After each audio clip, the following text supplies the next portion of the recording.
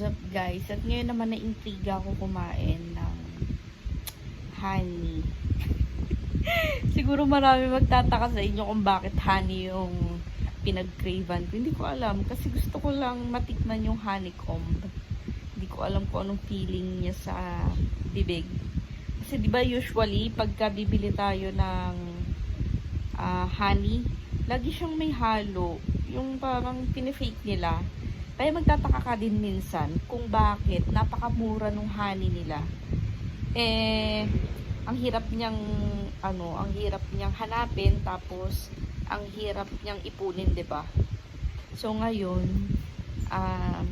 dahil may nakita ko sa Shopee, na-try kong umorder nung honeycomb. Sabi dun sa sa Shopee, nakalagay dun sa description nila na may kasama daw siyang konting honey dun sa honeycomb. So, ayun, try na natin umorder. Let's go!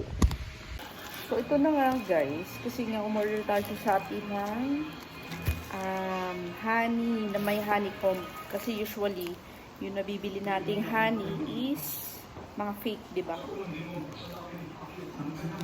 So, ngayon, titignan natin kung gaano ka-legit tong honey. Siyempre, pag nasa honeycomb, siguradong tunay yun. Hindi naman sila para gumawa siguro ng fake na honeycomb, diba? Ayan.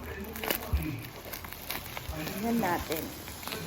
Ito nga pala ay nasa, magkano nga to?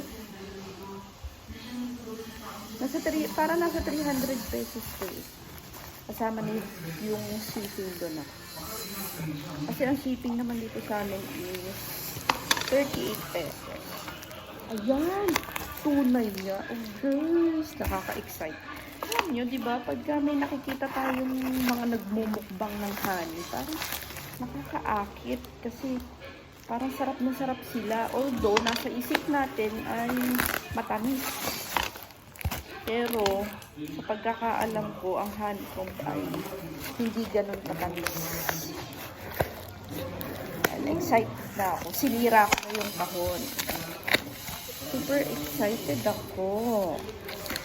Ayan. Super sealed pati. Ang daming wrap. Kasi nga, maliit lang pala siya.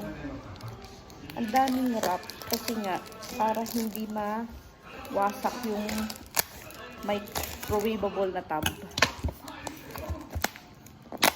Ayan na. Wow! At sa loob na to, naka-plastic pa siya, oh. Diba? Siyempre, hindi natin yung... Ay! Tunay, oh. Diba? So, ngayon, gugupitin ko na lang.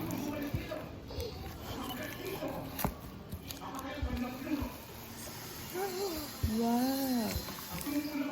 Tunay na honeycomb. Wow! Ayun eh. Yun na, tignan niya. Ayan guys. Diba? Tunay na honeycomb siya. Legit na honeycomb. Pitin-ulit natin. Ayan na siya.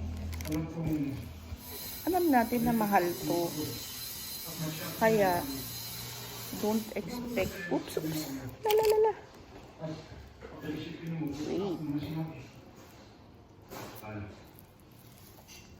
Siyempre, sasaidin natin kasi ang bayaran nito is per gram. Diba? Ayan, tumulo siya. Tunay na honeycomb, guys.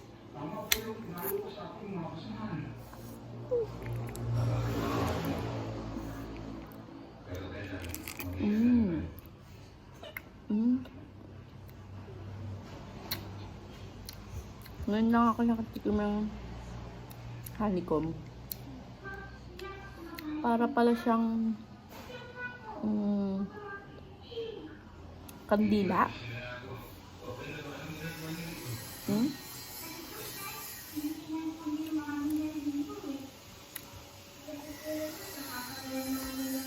So, sabi nila, healthy daw to. Yung binibili yung honey, pinipiga lang to. Tapos yun na. Diba? Pero wala siyang lasa.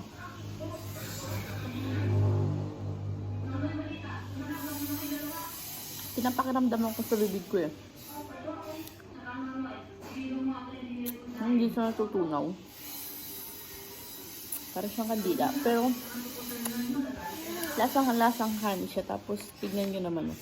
Iba yung kulay, diba? Kagat ulit tayo ng isa.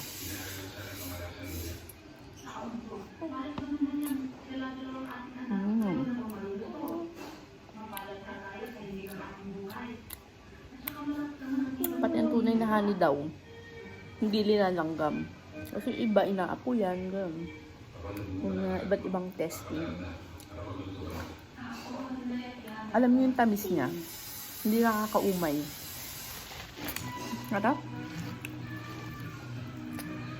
Isa pa.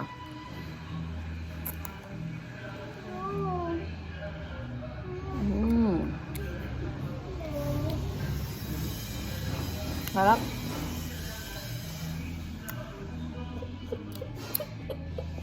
So, dito na nagtatapos, tines lang natin yung tunay na honey.